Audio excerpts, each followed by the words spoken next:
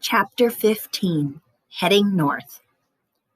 Stuart slept under the canoe that night. He awakened at 4 to find that the rain had stopped. The day would break clear. Already the birds were beginning to stir and make bright sounds in the branches overhead. Stuart never let a bird pass without looking to see if it was Margalo.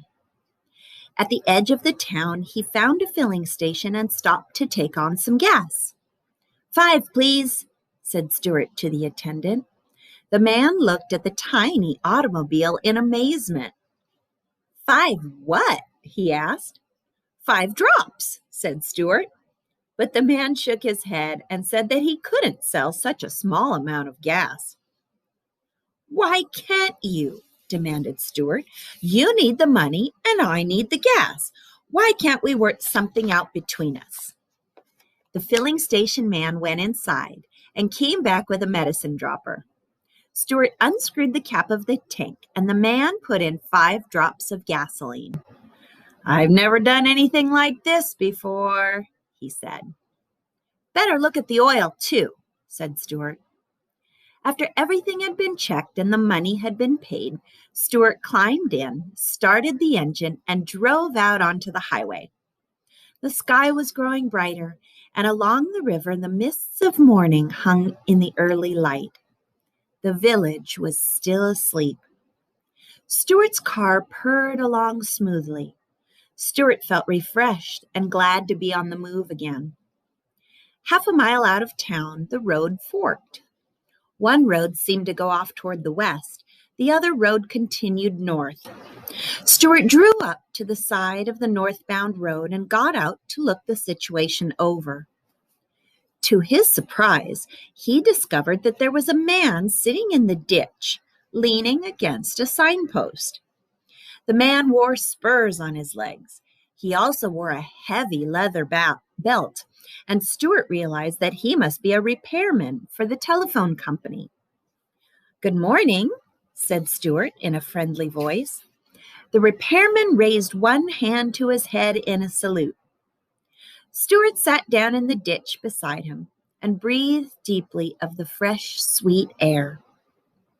It's going to be a fine day, he observed.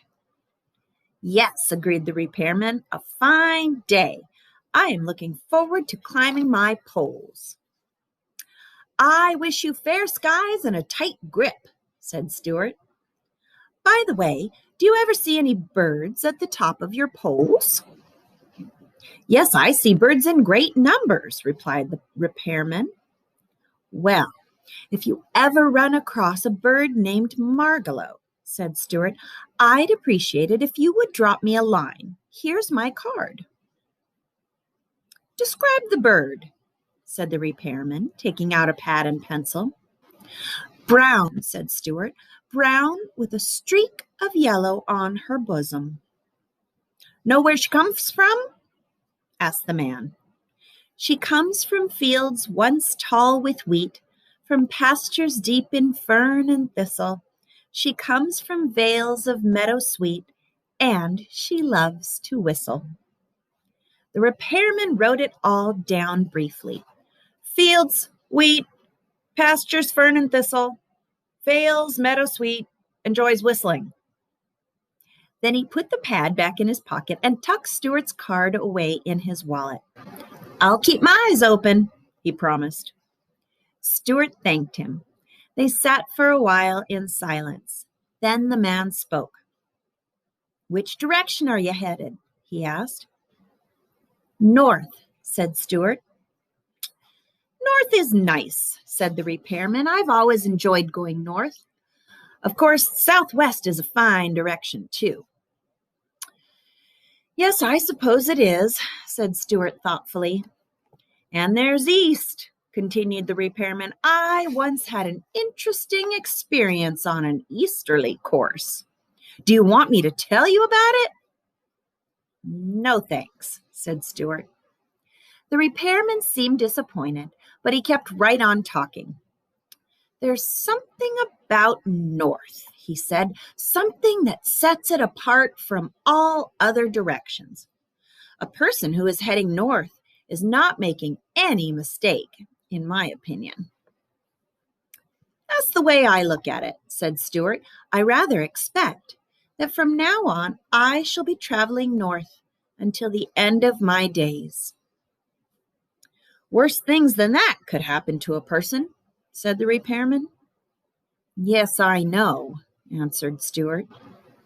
Following a broken telephone line north, I have come upon some wonderful places, continued the repairman.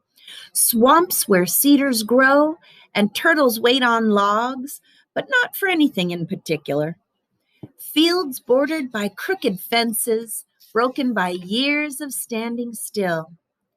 Orchards so old they have forgotten where the farmhouse is. In the north, I have eaten my lunch in pastures rank with ferns and junipers, all under fair skies with the wind blowing. My business has taken me into spruce woods on winter nights where the snow lay deep and soft, a perfect place for a carnival of rabbits. I have sat at peace on the freight platforms of railroad junctions in the north, in the warm hours and with warm smells. I know fresh lakes in the north, undisturbed except by fish and hawk and, of course, by the telephone company, which has to follow its nose. I know all these places well. They are a long way from here. Don't forget that. And a person who is looking for something doesn't travel very fast. That's perfectly true, said Stuart. Well, I guess I'd better be going. Thank you for your friendly remarks. Not at all, said the repairman.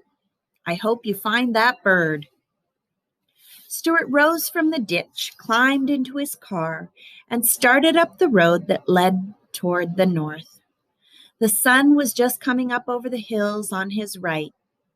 As he peered ahead into the great land that stretched before him, the way seemed long, but the sky was bright, and he somehow felt he was headed in the right direction. The end.